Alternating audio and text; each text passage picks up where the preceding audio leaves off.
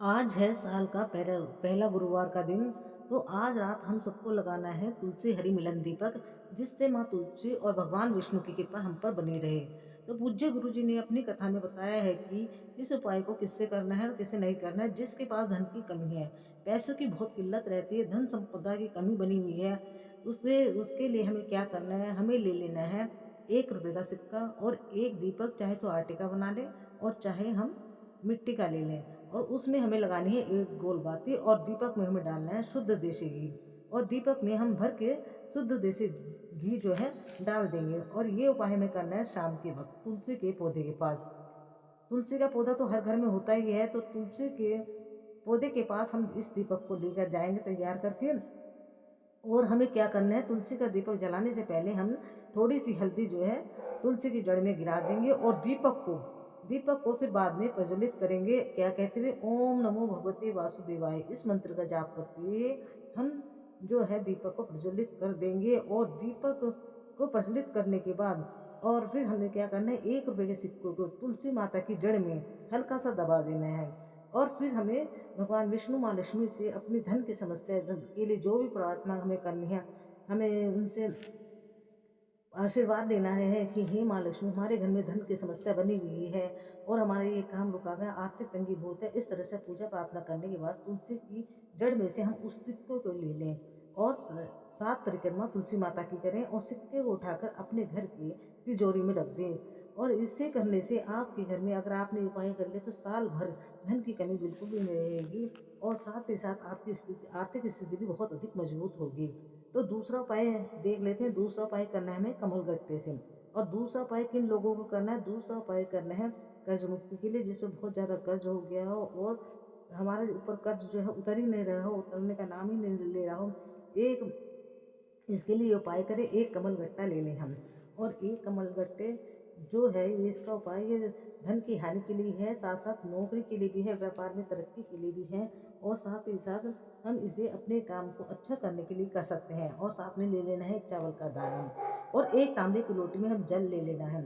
और हमें क्या क्या करना है, कमल गट्टे को उठाना है और चावल के दाने को उठाना है और महादेव के मंदिर में शिवलिंग के पास पहुंच जाना है। शिवलिंग में माता अशोक सुंदरी वाली स्थान पर अपनी मनोकामना कहते हुए चावल का दाना जो है अपनी कामना कहते हुए रख देना है और कमल गट्टे को शिव जी के ऊपर शिवलिंग के ऊपर चढ़ा देना है। इससे क्या होगा, हमारे जो है भाग्य जो है हमारे किस्मत के भाग्य खुल जाएंगे। और उसके बाद हमें कमल गट्टे को उठाकर थोड़ी देर वहाँ बैठकर प्रार्थना करनी है शिवलिंग के पास, फिर कमल गट्टे को उठाकर अपने घर के मंदिर में लाकर रख देना है।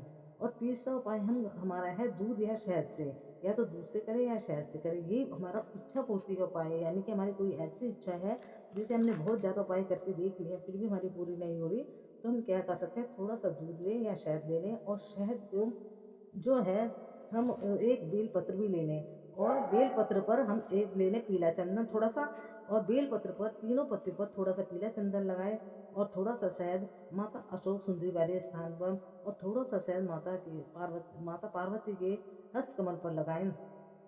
और फिर शिवलिंग पर तांबे के पात्र में हमने जो अपनी इच्छा कहते हुए जो शिवालय में गए हैं, अपनी इच्छा कहते हुए हम जल को समर्पित कर दें। तो इस तरह कहने से हमारी जो भी इच्छा है जो हमारी पूरी नहीं हो रही थी इतने दिन से, हमारी सारी इच्छाएं पूरी होंगी। तो इस उपाय को आप कर सकते हैं। और अगला उपाय देख लेते हैं हल्दी का। हमें क्या करना है, एक कमल गट्टा ले लेना है और कमल गट्टे को ले जाकर हमें तुलसी की जड़ में रख देना है और कमल गट्टे के ऊपर थोड़ी सी हल्दी रख देनी है। और इसके बाद हमें तांबे के लोटे से जो कमल गट्टे के ऊपर जल जो है समर्पित कर देना है। ये उपाय हमें शाम होने से पहले पहले करना है, शाम को हमें जल समर्पित नहीं करना है। और इसे करने से जो होगा, हमारे जो भी रुके हुए काम है हमारे सारे पूरे होंगे और हमारी जो भी मनोकामना हमारे पूरी रहेगी है वो सब हमारी पूरी होंगी।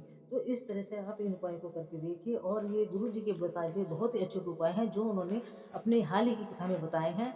तो इस उपाय को करना बिल्कुल ना भूलें। और जो ये गुरुवार का उपाय है ये आप हर हफ्ते भी हर गुरुवार को भी कर सकते हैं। इससे क्या होगा, आपके घर में धन लक्ष्मी की वृद्धि तो होगी ही, साथ साथ आपकी आर्थिक स्थिति भी मजबूत होगी। और अगर घर में कोई रोगी व्यक्ति है, कोई कष्ट है, कोई संकट है, तो इससे उसके कष्ट संकट भी दूर होंगे। और गुरुवार के दिन, बृहस्पतिवार के दिन आप ये उपाय भी कर सकते हैं, एक तुलसी की लकड़ी है जो लकड़ी सूख जाती है तुलसी माता की, 5 या 7 लकड़ी ले लें छोटी-छोटी, उस पर कलावा लपेट कर और उसे देसी घी में डुबोकर उसकी हमें आरती उतारें। भगवान गणेश की, माँ लक्ष्मी की, साथ में भगवान विष्णु की भी आरती उतार सकते हैं। उससे ही हम अपने राधे कृष्ण जी की आरती उतार सकते हैं, भोलेनाथ की आरती उतार सकते हैं। और उसके बाद इस दीपक को हम या तो तुलसी की जड़ में रख दें, या हम बेलपत्र की जड़ में रख दें, या शिवलिंग के पास रख दें।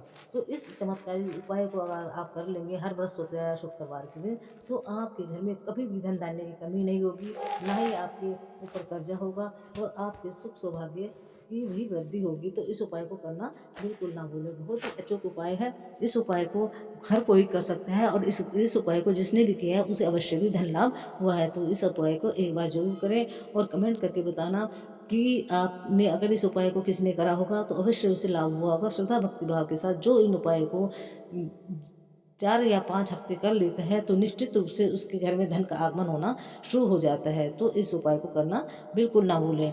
और क्योंकि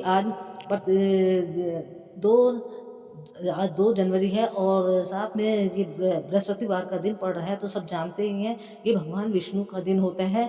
और इस दिन अगर आप भगवान विष्णु की प्रतिमा के आगे पीला फूल चढ़ा देते हैं, और साथ में हल्दी वाला दीपक लगा देते हैं शाम के टाइम प्रदोष काल में, तो आपके घर में धन लक्ष्मी की वृद्धि होती है। साथ ही साथ आपके तरक्की के मार्ग भी खुलते हैं, ऐश्वर्य की वृद्धि होती है, और आपके घर में सुख सौभाग्य समृद्धि आती है। तो इन छोटे-छोटे उपाय को अगर आप कर लेंगे, तो आपके घर में निश्चित रूप से स्थायी लक्ष्मी का वास हो जाएगा।